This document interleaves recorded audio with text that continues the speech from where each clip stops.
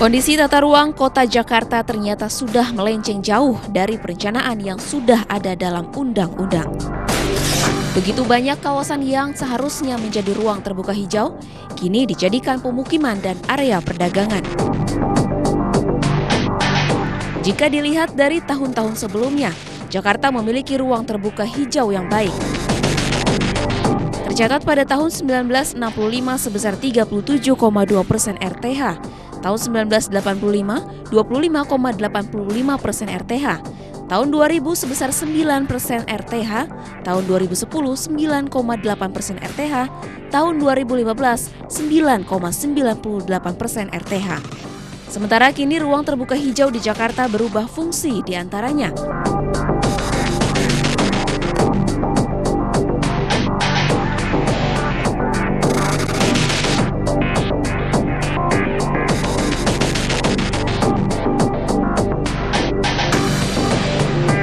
Pemprov DKI memiliki PR untuk berbenah Jakarta. Setidaknya 30% wilayah di DKI harus menjadi ruang terbuka hijau. Namun kenyataannya, DKI Jakarta baru memenuhi sekitar kurang dari 10% saja. Untuk memenuhi standar ruang terbuka hijau di sebuah kota, Pemprov DKI terus melakukan relokasi wilayah-wilayah yang seharusnya menjadi ruang terbuka hijau. Pemprov DKI masih kesulitan untuk menambah lahan, serta minimnya dana juga menjadi kendala. Selain itu, masih banyak lahan yang juga masih bersengketa.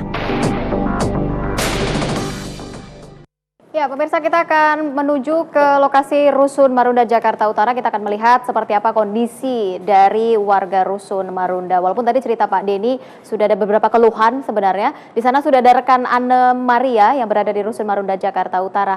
Anne, seperti apa kondisi warga di Rusun Marunda malam hari ini? Malam Kalijodo memang telah diberlakukan kemarin dan berlangsung dengan tertib dan lancar. Dan sekarang para warganya masih berusaha beradaptasi untuk tinggal di dalam rusun yang telah disediakan Pemprov DKI Jakarta, yaitu Rusun Marunda dan juga Rusun Pulau Gebang. Dan memang para warganya mengeluh mengenai akses transportasi, perekonomian, dan juga masalah internal lain dari dalam rusun. Dan sekarang saya sudah bersama dengan salah satu 03, yaitu Ibu Nur. Ibu, boleh diceritakan sedikit Ibu mengenai kendala dan hambatan Ibu selama di rusun? Kendalanya ya itu doang tuh, kalau ke pasar. Ya ke pasar di mana saya juga nggak tahu pasarnya di mana. Terus sama ya ekonomi lah. Sama Terus, ekonomi. Perekonomiannya seperti apa sih, Bu? Ya di sini sepi kayak kampung. Bisa jualan siapa yang beli. Jadinya sanksi lah kalau mau buka usaha juga. Keadaannya nggak seperti di sana gitu, padat. Pembeli ya pedagang banyak, pembeli banyak. Di sini pedagang banyak, pembeli nggak ada. Oke. Mengenai masalah di dalam rusun sendiri, Bu, seperti apa, Bu? Keadaan sih emang enak, nyaman, cuman itu belum lengkap lah. Ada aja kayak yang bocor, yang itu tak apa, wastafel belum ada sambungan peralem, banjir. Ya ada yang enak, ada yang enggak gitu. Belum rata gitu, belum rapih semua. Selain banjir, Ibu, Gak ada, cuman itu doang. masalah listrik atau sebagainya sudah aman semua, Bu? Listrik sih ya begitulah, kalau habis ya beli voucher gitu. Saya pikir 3 bulan berupa tempat tinggal, listrik, ledeng tuh belum terpikirkan, karena kan warga masih persiapan buat makan sehariannya karena belum usaha. Ternyata udah beli voucher, ngisi listrik lah gitu. Memang ledeng sih belum dibebanin sama tempat tinggal. Listrik voucher ini. Harapannya ke depan seperti apa sih, Bu? Harapannya ya pengen yang lebih baik lah, kayak seperti kegiatan sehari-hari di sana gitu. Jadi di sini juga ada kegiatan pemasukan sama pengeluaran tuh seimbang gitu ya. Pengeluaran segini ya pemasukan ya bisa nyukupin semuanya gitu. Ya, tapi baik. kalau Baik, terima kasih Ibu. Warga Kalijodo memang merencanakan untuk melakukan situasi yang mungkin saat ini Pemprov DKI bisa menyelesaikan masalah-masalah dari warga Kalijodo sendiri. Demikian Rizka Indah dari Marunda, Jakarta Utara. Kembali kepada Anda di studio. Ya baik, Anne Maria, terima kasih untuk informasi terbaru dari Anda dari Rusun Marunda, Jakarta Utara. Selamat bertugas kembali.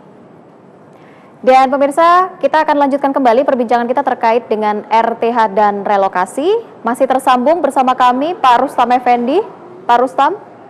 Ya. Ya, Pak Rustam, dibongkar sudah, digusur sudah, lalu apa selanjutnya? Pembersihan ini akan dilakukan dalam kurun waktu berapa lama, Pak, untuk pembangunan ruang terbuka hijau ini? Ya, sekarang konsentrasi untuk pengangkatan sampah-sampahnya, kemudian puing-puingnya, ya, kemudian ada pematangan tanah untuk segera dibangunkan ruang terbuka. Di sana malah kita membuang ruang terbuka ramah anak, ya, ruang terpadu ramah anak. Nah, diperkirakan kalau penyelesaian puing-puing dan sampah-sampah ini ya 3-4 hari kelar lah. Gitu. 3-4 hari ya, Pak ya? Ya untuk ini ya, untuk pembersihan dan perataan tanahnya. Ya. Nah, setelah itu mungkin akhir Maret ini segera kita lakukan pematangan tanahnya untuk dibangunkan taman misalnya. Akan langsung dilakukan pembangunan begitu ya setelah dilakukan pembersihan? Kalau ya setelah selesai semua, pembangunan taman itu kira-kira 4-5 bulan akan selesai itu. Oke, baik. Di studio kita sudah kedatangan Babe. Selamat malam, Be. Terima kasih sudah mampir di Talk to I News. Baik, kita bicara soal RTH pasca gusuran di Kalijodo ini. Tadi ada Pak Jehansa juga bicara soal Jakarta itu sebenarnya kurang dari 10% begitu ya untuk ruang terbuka hijaunya. Tapi Pak Jehansa mau menanggapi apa yang disampaikan Pak Denny tadi terkait dengan masalah ekonomi? Iya. Jadi sebenarnya penataan kota itu tidak hanya masalah fisik ya. Itu sudah sejak tahun 90-an. Jadi yang dilakukan Pemprov DKI ini itu paradigma lama ini. Paradigma lama maksudnya bagaimana? Kota hijau itu Green City itu sejak tahun 90-an itu ya. Nah, jadi banyak wali kota di berbagai negara menggunakan konsep ini untuk menggusur memang.